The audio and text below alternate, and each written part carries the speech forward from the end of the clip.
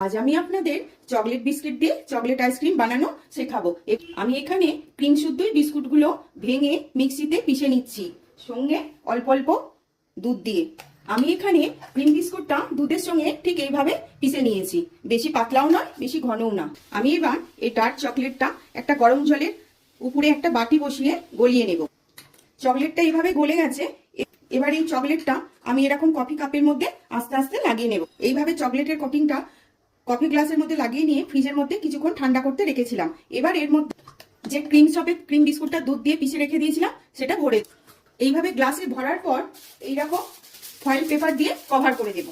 এইবার একটা ছুরির সাহায্যে অল্প ছিদ্র করে এরকম একটা করে আইসক্রিমের স্টিক লাগিয়ে দেব। এবার এটাকে এখন 7-8 ঘন্টা মতো ফ্রিজে রেখে দেব। 7-8 ঘন্টা ফ্রিজে রাখার পর এটা এরকম ভাবে জমে গেছে।